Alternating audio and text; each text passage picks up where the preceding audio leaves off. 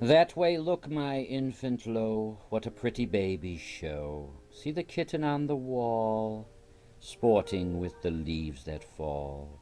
Withered leaves, 1, 2, and 3, from the lofty elder tree. Through the calm and frosty air of this morning bright and fair, eddying round and round they sink, softly, slowly, one might think. From the motions that are made, every little leaf conveyed, Sylph or Faery, hither tending, to this lower world descending, each invisible and mute, in his wavering parachute. But the kitten, how she starts, crouches, stretches, paws, and darts, first at one and then its fellow, just as light and just as yellow. There are many now, now one, now they stop, and there are none. What intenseness of desire in her upward eye of fire! With a tiger leap halfway, now she meets the coming prey, lets it go as fast, and then has it in her power again. Now she works with 3 or 4, like an Indian conjurer, quick as he in feats of art, far beyond in joy of heart. Were her antics played in the eye of 1,000 standers by, clapping hands with shout and stare, what would little Tabby care for the plaudits of the crowd? Over happy to be proud, over wealthy in the treasure of her own exceeding pleasure. 'Tis a pretty baby treat, nor I deem for me unmeet.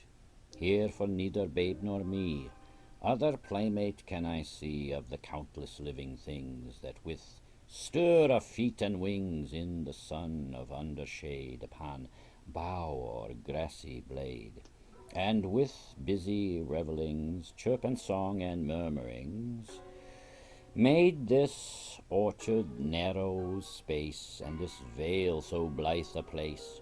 Multitudes are swept away, never more to breathe the day. Some are sleeping, some in bands, travelled into distant lands.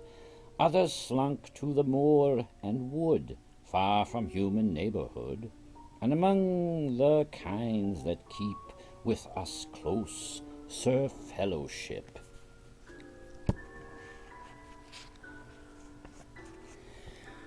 with us openly abide, all have laid their mirth aside. Where is he, that giddy sprite, blue cap with his colours bright, who was blessed as bird could be, feeding in the apple tree, made such wanton spoil and rout, turning blossoms inside out, hung head pointing towards the ground, fluttered, perched into a round, bound himself and then unbound, lithest, gaudiest harlequin, prettiest tumbler ever seen, light of heart and light of limb. What is now become of him? Lambs that through the mountains went, frisking, bleating merriment, when the year was in its prime. They are sobered by this time. If you look to vale or hill, if you listen, all is still, save a little neighbouring rill, that from out the rocky ground strikes a solitary sound. Vainly glittered hill and plain, and the air is calm in vain. Vainly morning spreads the lure of a sky serene and pure. Creature none can she decoy into open sign of joy. Is it that they have a fear of the dreary season near, or that other pleasure be sweeter e'en than gaiety?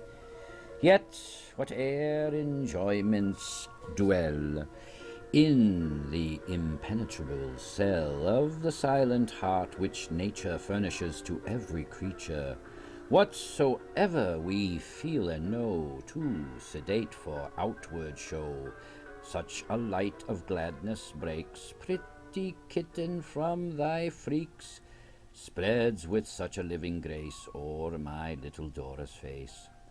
Yes, the sight So stirs and charms thee, baby, laughing in my arms, that almost I could repine, that your transports are not mine, that I do not wholly fare, even as ye do, thoughtless pair.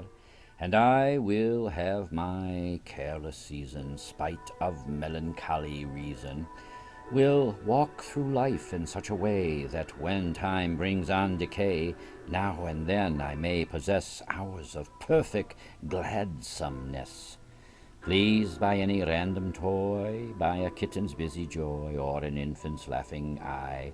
Sharing in the ecstasy, I would fare like that or this, find my wisdom in my bliss, keep the sprightly soul awake, and have faculties to take, even from things by sorrow wrought, matter for a jocund thought, spite of care and spite of grief, to gamble with life's falling leaf.